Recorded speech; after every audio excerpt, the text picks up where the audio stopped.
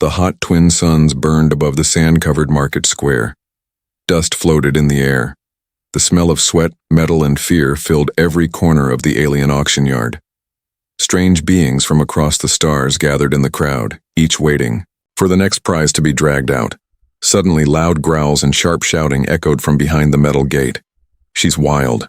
Careful," one guard shouted. The heavy doors creaked open. A group of armored men dragged out a tall, strong woman, her hands and legs chained in thick black cuffs. Her long, dark hair was messy, her body covered in dirt and old bruises. She kicked, roared, and twisted, trying to break free. Her eyes burned like fire, untamed, proud, dangerous. The announcer's voice rose through the speakers. "And now, from the forgotten jungles of planet Verda, a true beast of the Amazon tribes, untouched, unbeaten, untamed. She has strength, beyond human level, and will break your bones if you let her. But with the right master, she may become loyal." The crowd laughed. "She looks like a wild dog. I bet she can't even speak. Use her for hard labor, she's not pretty." "Enough to sell," the Amazon woman snarled, spitting at one of the buyers. Her name was Rain, but nobody cared. To them, she was just another product. Among the watchers stood a quiet man. Ethan, a human. He wore simple clothes, stood alone, and said nothing. He had no collar of status, no royal guard, no shining gear. Just calm eyes and a tired look. As the bidding began, no one raised their hands. "Starting at 100 credits, the auctioneer shouted. "No bids." 80. Still silence. 50. The crowd started whispering. "She's useless. She'll kill her owner. No one wants her." Rain looked around, ready to die. She had decided that the day someone bought her would be the day she bit out her own tongue. She would not live in a cage again. Then from the back a single hand rose. The crowd turned. "Who?" someone whispered. The auctioneer blinked. "Ah, a human? Sir, are you sure?" Ethan nodded once. "Very well. Sold to the man in the back for 50 credits." Chains rattled as the guards pulled Rain toward her new owner. She screamed, twisted, and tried to fight again, but the shock collar stunned her into silence. Her eyes blurred. Her knees hit the ground. Everything spun. The last thing she saw before passing out was the man's calm face, walking toward her, not with hunger or fear, but something strange. He looked at her like she was not an animal, but a person. Rain woke in a small room. The walls were metal, but clean. She was lying on a soft bed, not on the ground. There were no bars, only a door. With a scanner. Her chains were still there, but no shock collar now. She growled low. A soft beep came from the other room. The door opened and the human walked in. He placed a tray of food on the table. Hot soup, bread, water. He didn't speak. She stared at him with suspicion. He sat on a nearby chair and waited. Finally, she barked, "What do you want?" "You to eat," he said simply. "I'm not your pet." "I know." Rain narrowed her eyes. She didn't understand this man. No whips, no orders, no laughs, just food and silence. She didn't trust it. But the hunger won. She picked up the bread slowly, sniffed, then bit into it like a starving beast. Ethan didn't move. After eating half the food, she pushed the rest away and asked again, "Why did you buy me?" He answered, "Because no one else did." "Are you going to break me, tame me?"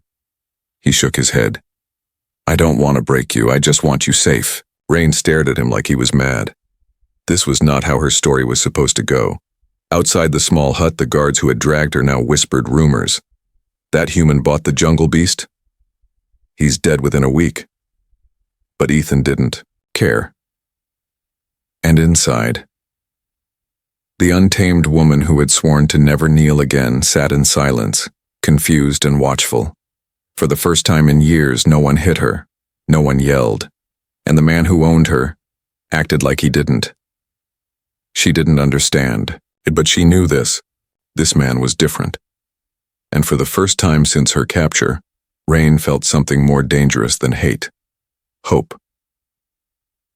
Rain sat in the corner of the small metal room, her back against the wall, knees pulled to her chest. Her hands were still chained, but no shock collar wrapped her neck now. The room was quiet. Too quiet. She had eaten the food, not because she trusted the man, but because hunger won. Now her stomach was full, but her heart was still wild. Across the room, Ethan sat at a desk, working on something. He didn't watch her, he didn't speak, he didn't try to touch her. To Rain, that was more dangerous than any weapon. "Speak," she growled. "Aren't you going to give me orders?" Ethan looked up. "No." "Then why am I here?" He didn't answer right away. He simply said, "You're not a thing to control. You're free to speak, to rest." Rain laughed, but it was a bitter, dry laugh. "Free? With chains on my hands?" Ethan stood and walked over. She tensed, ready to bite. But he only knelt and pressed a button on the cuffs. With a soft click, they opened and dropped to the floor. Rain stared in shock. She could run, she could break something, she could attack, but she didn't move. "What kind of trap is this?" she whispered. "No trap," Ethan said. "Sleep. You're safe here." He turned away, sat back at the desk, and continued working. Rain didn't sleep. Not because she was scared, but because she didn't understand. The night on this alien world was cold. 2 moons hung in the sky, and frost crept along the edges of the window. The wind outside howled softly like wolves crying for the wild. It was a sound Rain once loved. She used to sleep under stars with her tribe. She used to hunt with spears. She used to feel the dirt under her feet. She was a warrior. She was proud. Now, she was inside a room with soft lights, strange smells, and a man who gave her food with no price. She curled up on the floor. She didn't trust the bed. Too soft, too unfamiliar. She wrapped her arms around her knees and stared at Ethan's back. He hadn't locked the door. He hadn't tied her. He just let her be. Was this kindness or weakness? In the middle of the night, a loud bang echoed from outside. Rain jumped up, fast, grabbing a sharp tool from the shelf. She didn't know what it was, but it could stab. She crouched low, ready to fight. Ethan stood calmly, looked at the door panel, and sighed. "Relax," he said. "Just wind. The roof door sometimes swings." Rain didn't drop the weapon. He walked past her slowly, not afraid, and tapped the wall panel to lock it. "You'll be safe now. Nothing will come in." She stared at him again. "Why do you care if I'm safe?" Ethan turned to her, face calm but tired. "Because someone should have cared a long time ago." Her grip on the tool loosened. The words hit harder than any strike. Later that night, Ethan sat on the bed and began removing the wrap from his arm. Rain noticed it, dark red blood soaking. The bandage, from earlier, when she had bitten him. "Why didn't you stop me?" she asked, voice low. Ethan didn't look at her. "You were scared. You fought. That's what wild things do when they're hurt. I'm not a thing." "I know," he said softly. She walked toward him slowly. Something inside her twisted. Not fear, not anger. Something else. She sat down on the floor beside the bed. "I've never seen a man like you," she whispered. "The ones who took me. They laughed, beat me, called me beast." Ethan tied a fresh bandage and said, "You're not a beast, they were." The silence after his words was heavy. Then Rain asked, "What's your name?" "Ethan." "Mine is Rain." "I know." She blinked. "How?" "They called you that once, right before they hit you." Rain looked down. Her fists clenched. "You remembered that?" Ethan nodded. Names matter. That night she didn't sleep on the floor. She didn't trust the bed, but she took a blanket and laid closer to the corner near him, still watching, still alert. But her breathing was calm now. For the first time since being captured, she didn't dream of fire or blood. She dreamed of trees, wind through her hair, and a voice calling her name, not to control her, but to find her. In another world, another time, she would have killed a man for touching her. But tonight, the simple act of someone remembering her name, that almost broke her. And she knew deep inside something had started to change. She wasn't his slave. She wasn't his pet. She wasn't even his warrior. She was becoming something else. Days passed, but Rain still counted them like a prisoner. She ate the food Ethan gave her. She sat by the fire when he invited her. She listened to his voice when he spoke in soft tones. But part of her stayed alert, like a jungle cat, always ready to strike. Rain was no longer chained, but she didn't feel free. Freedom wasn't soft pillows and warm soup. Freedom was wild rivers, tall trees, and the drum beats of her tribe. And all of that had been stolen, yet something strange was growing inside her. A warmth, a question, a fire. One morning, Ethan found her staring at the sky through the window. "You miss your home?" he asked. Rain didn't look at him. "You wouldn't understand." "Try me." She turned her head slightly, watching him. His eyes weren't like the others. No hunger, no control. Just quiet. "I miss the wind that smelled like flowers after rain. I miss the sound of frogs singing at night. I miss running until my legs burned." Ethan smiled. "Sounds beautiful." Rain narrowed her eyes. "Then why did your kind take it from me?" Ethan didn't answer right away. Then he said, "Some humans take, some protect. I'm just trying to be the second kind." Rain looked away again, but she didn't walk off this time. That afternoon, two strangers knocked at Ethan's door. Two human men, loud, armored, laughing. Friends of Ethan from the nearby salvage post. Rain tensed as they entered. "Oh, so this is the wild one you bought?" the taller man sneered. "Looks cleaner now," the other chuckled, "but still has that animal stare." Rain's fists clenched. Ethan stood between them and her. "She's not for your jokes," Ethan said. The taller man nudged him with an elbow. "Relax, man. Just teasing. You sure she doesn't bite?" Before Ethan could answer, Rain stepped forward. "I do bite," she said flatly. The room went still. Her voice, deep and smooth like a blade, sliced through the laughter. The men exchanged awkward glances. All right. We're going," the shorter one said, backing toward the door. "Didn't know she had a mouth on her." As they left, Ethan turned back to Rain. "I'm sorry." Rain shook her head.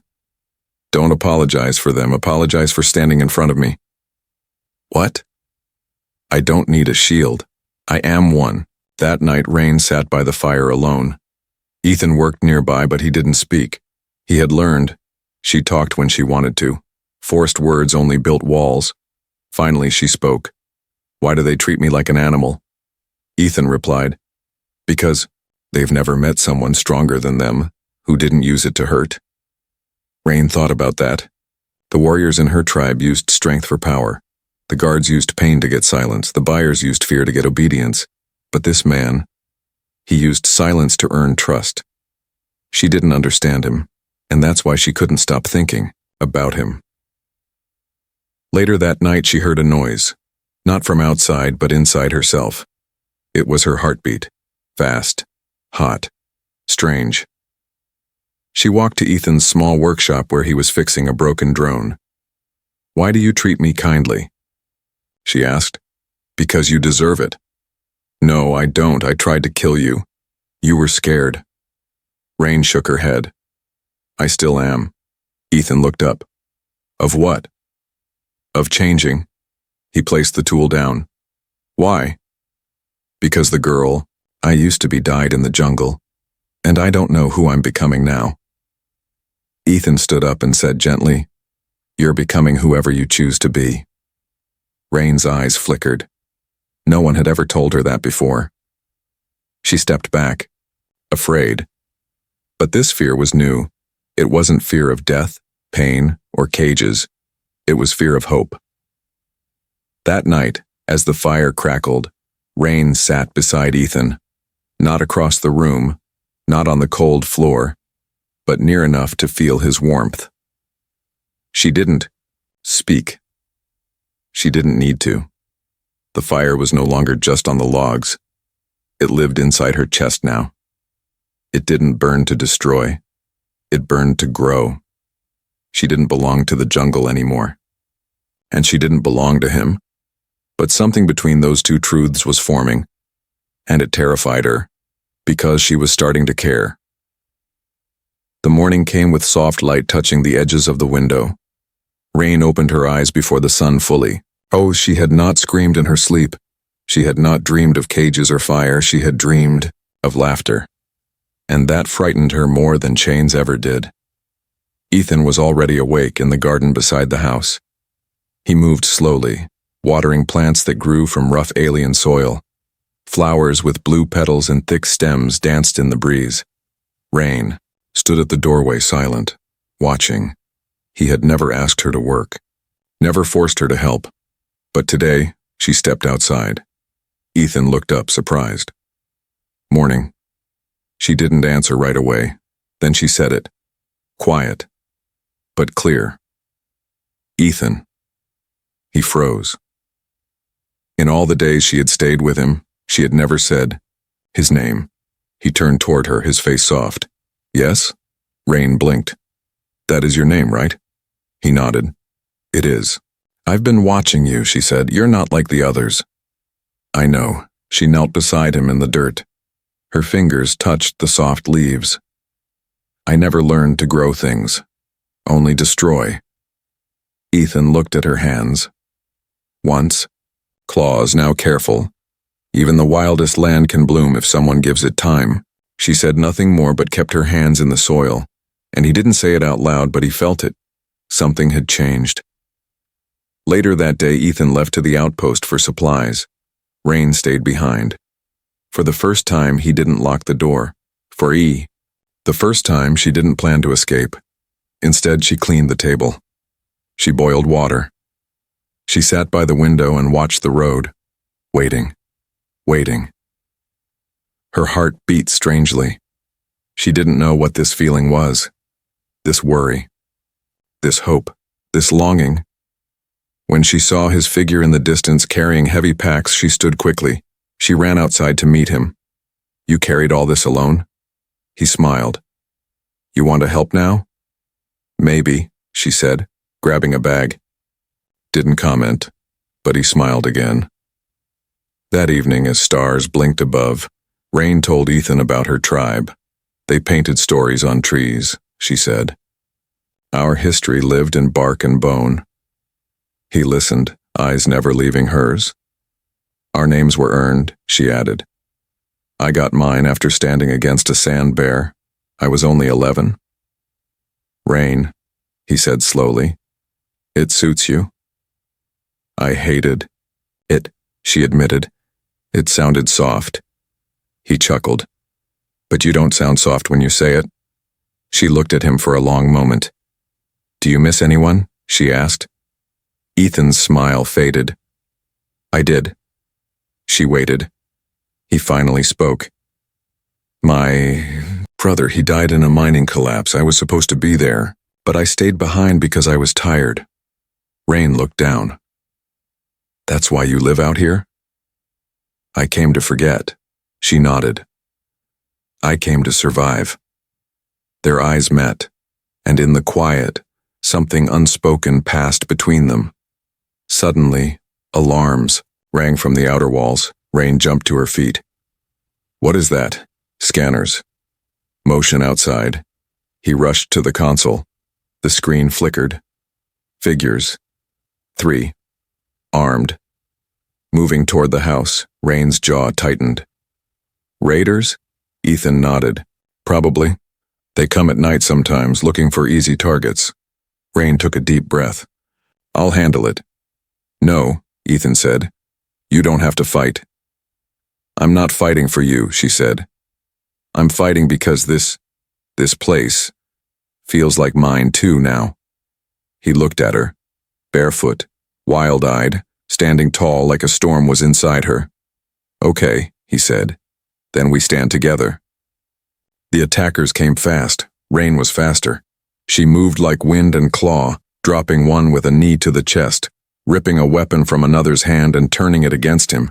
Ethan hit the last one with a tool from the shed. When the dust settled, Rain stood over the broken raiders, blood on her arm, a bruise on her cheek. But she smiled. Not because of victory, because she was no longer alone. Back inside, Ethan placed a warm cloth on her cheek. She let him. "You could have run," he said. "I did once," she replied, "and I lost everything." She looked into his eyes. "I don't want to run anymore." Ethan whispered, "You don't have to." Rain leaned back, feeling a peace she hadn't known in years. Outside, the stars burned brighter. Inside, for the first time, she felt like a woman again. Not a weapon, not a wild thing. Just rain. The moonlight washed over the small house like silver fire. The air was cold and still. No animal sounds, no wind, just silence. Rain stood by the window staring into the dark trees beyond the garden. Something didn't feel right. Her skin, once used to jungle danger, now itched with warning. Her warrior's heart had learned to rest near Ethan. But tonight, that fire inside her began to burn again. Ethan walked in holding 2 steaming cups. "Tea?" he asked. She didn't move. "They'll come back." Ethan looked at her, quiet. He didn't ask who. She added, "The raiders. We hurt them. They'll return us, and not alone this time." Ethan set down the cups. "Then we leave." Rain turned, eyes sharp. "No, we defend. You don't have to fight again." She stepped closer. "If I run from every fight, what am I left with?" He looked at her. This woman who once bit like a cornered animal now stood like a protector. He gave a small nod. "Then we prepare." They worked in silence. Ethan checked the house's power systems and secured all entry points. Rain sharpened a long metal rod into a spear and tied cloth around her arms for grip. Her hands moved fast like old memories returning to her muscles. She placed a blade under her pillow. Not for fear, for focus. Tonight was not about escape. Tonight was about claiming her place. As night deepened, the silence broke. A soft click from outside. Ethan opened the scanner. 6 heat signatures. Moving fast. "They're here," he said. Rain stood, spear in hand, eyes glowing. "I'll go out first." "No," Ethan said. "We go together." Rain paused, then nodded once. She had never fought beside someone only for herself, but now, she wasn't just protecting herself. She was protecting him. The attackers surrounded the house, faces hidden under dark masks, weapons drawn. They expected fear. They expected easy targets. But what they got was Rain. She burst from the front door with a war cry that shook the trees. Her spear struck the first man in the leg. He screamed, dropped. She turned, dodged a blast and slammed another into the wall. Ethan followed behind her, throwing flash bombs and loud alarms to confuse the enemy. "Circle them," a raider shouted, but Rain was already inside their lines. She fought like a storm, fast, wild, and unbreakable. One attacker tried to grab Ethan from behind. Rain saw it. She didn't think. She leaped. Her blade met flesh. The attacker dropped, but not before landing a shot. A pulse blast hit Ethan in the chest. He fell back. The world went still. Rain froze. "Ethan!" She ran to him, hands shaking, heart screaming. Blood. Not much, but enough. He was alive, but unconscious. Rain dragged him inside, breathing hard, eyes wide. She blocked the door with a heavy table, then knelt beside him. "Stay with me," she whispered. "Don't you leave me like this." She remembered the day he first unchained her, the night he listened to her story, the morning she said his name. And now, he was slipping away. Tears filled her eyes. She hadn't cried since the day her village burned, but tonight, under the moonlight, she cried. Not because she was weak, but because she finally had something she didn't want to lose. The last. 2 raiders ran. 1 limped. 1 screamed into the night. Rain didn't follow. She sat by Ethan's side, holding his hand. His chest rose, slow but steady. She wiped her eyes and whispered, "You better wake up. I still haven't told you why I stayed." Then, with hands still shaking, she began to clean his wound. The training from her tribe came back. Her mother had once healed warriors in the Xeno jungle. Now she became the healer. Hours passed. Ethan didn't wake, but he was warm and breathing. Rain sat in the quiet. The moon shined down through the roof window, and as blood dried on her arms and sorrow dried in her eyes, she whispered his name again, not in fear, not in anger, but in something new. Love. The house was quiet, except for the soft hum of the heater. Outside, the sky was still dark, though morning was close. Rain sat by Ethan's side, not moving, not speaking. She had not slept. Her eyes were red. Her hands still had his blood on them, but her mind was sharp. She watched every breath he took. Inhale, exhale, inhale. He was alive, but too still. Rain had cleaned the wound, wrapped it, and stopped the bleeding. She had done everything her tribe's healers once taught her. She even burned herbs to purify the air. But this wasn't the jungle, and Ethan wasn't her kind. She didn't know if it was enough. She sat close and whispered, "You can't die. Not after all this. Not after I started to believe again."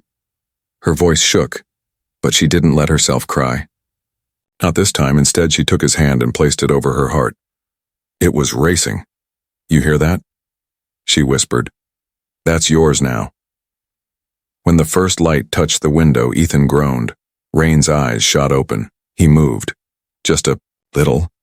"Ethan," she gasped, bending closer. His eyes opened slowly, faint, confused. "You're still here?" he whispered. "I'm always here," she said softly. He tried to sit, but pain stopped him. "Don't move. You're hurt." He smiled weakly. "You sound like you care." Rain looked away, but her lips trembled. "I do." That day, Rain didn't leave the house. She fed Ethan, washed his wound, and kept him warm. She spoke more than usual. Stories from her childhood, her brother, who used to braid her hair with vines, the time she climbed the spirit tree and stole a hawk egg. Ethan listened, weak but smiling. "You were trouble." "I still am," she replied. "But now you're my trouble." Rain didn't smile, not fully, but her eyes softened. A week passed. Ethan could walk again, slowly with help. Rain became his shadow, not because she was afraid, but because she didn't want to miss even one moment more. Every time she helped him stand, she felt the heat rise in her chest.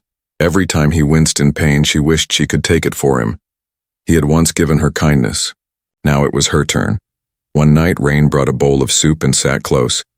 "You never told me why you live alone," she said. Ethan looked at the fire, thinking, "Because I failed someone who needed me. After that, I couldn't stay near people." Rain tilted her head. "You didn't fail me. You're different." "Why?" "Because you fought for me. No one ever has." She stared at him. "Now you know how it feels." They sat in silence. The fire crackled. Then Ethan looked at her. Really looked. "You've changed." Rain raised her eyebrow. "Softer?" "No. Stronger." She looked away. "I thought I was strong before." "You were, but now, you're something more." "What?" Ethan smiled. "Someone who makes others stronger." Rain didn't know what to say, so she did something rare. She leaned forward and kissed his forehead. That night, Ethan slept peacefully, and Rain, lying nearby, whispered to herself, I was once taken, broken, sold like an object. But this place, this man, gave me something no warrior ever gave me. She paused. A reason to live. In the middle of the night she heard his voice. Rain, she turned. I had a dream, Ethan said, still half asleep. You were leaving. I couldn't stop you. I'm not leaving, she whispered. I'm finally home. He reached out, and she took his hand, and together, under the soft glow of the stars, they rested, not as master and warrior, not as owner and captive, but as equals. A soft breeze moved through the tall trees behind the house. The scars on the land from the raiders' attack were gone now. Repaired walls, clean ground, planted flowers where ashes once lay. But the biggest change was inside the home. Inside her. Rain stood barefoot in the garden, morning light glowing on her skin. She held a small wooden carving in her hands. Ethan had made it, her shape, standing tall with a spear. But in the carving, her face didn't look angry or wild. It looked strong and calm. Behind her, the door opened. Ethan stepped, out slowly, still recovering but walking without help now. You're awake early, he said. Rain smiled slightly. Couldn't sleep, had a dream. Nightmare? She shook her head. No, it was peaceful. Ethan joined her. Together they looked over the garden. Birds chirped. The flowers they had planted weeks ago were blooming. Bright blues and soft whites. Things grow here, Rain whispered. Even me. Ethan turned to her. You've grown more than anything in this place. She looked at him, eyes filled with something fierce, but not wild anymore. You changed me, she said. No, Ethan replied. You chose to change. Rain reached for his hand and held it tightly. Then choose me now, as your own. Ethan didn't speak, he didn't need to. He kissed her gently, and the fire between them finally calmed. The villagers nearby had once mocked Ethan for buying a savage. They whispered behind his back, called him foolish. Now they came to his door, seeking help, advice, and even protection. They came not because of Ethan alone, but because of the woman who stood beside him. Rain no longer needed chains, nor weapons to be feared. She had become a leader, a protector, a home for others, just like he was for her. One afternoon, a young alien girl arrived at the edge of the property, thin and scared. She had bruises and torn clothes. She said nothing, only stared. Rain knelt beside her. What's your name? The girl didn't answer, so Rain took off the necklace she now wore, a small symbol Ethan had given her, and placed it in the girl's hand. You don't need to speak, she said. You just need to know you're safe now. The girl began to cry. Rain held her. That night she and Ethan let the child sleep in their home. No locks, no questions, just warmth.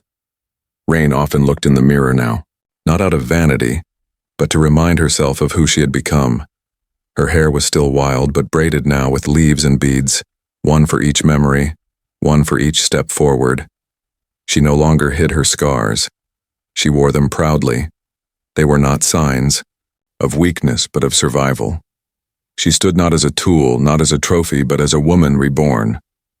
One evening, while sitting near the fire, Ethan took her hand and placed a ring made from polished stone in her palm. I have no kingdom, he said. Need none, Rain replied. I have no gold. Good, I don't wear gold, he smiled. I only have a heart, bruised but honest. She held the ring tightly. Then give me that, and I'll give you mine. Under the soft light of twin moons, without guests or ceremony, they said vows, with eyes, not words. He had once bought her, but now she chose him. Later, when Ethan slept, Rain stepped outside to feel the wind. She closed her eyes and let it move through her hair. Somewhere far across the stars, her tribe's spirits were still out there. She whispered to them, I'm not lost anymore. Then she added something else. I'm not yours anymore either. I'm mine. And his. And whoever needs someone strong to stand by them. The stars blinked above, and rain smiled. In the end, no one remembered the auction. No one cared about the price. They only remembered the story of a wild Amazon woman, once feared and chained, who became a wife, a warrior, and a legend. And beside her walked the quiet human man, who saw her soul before the world ever did.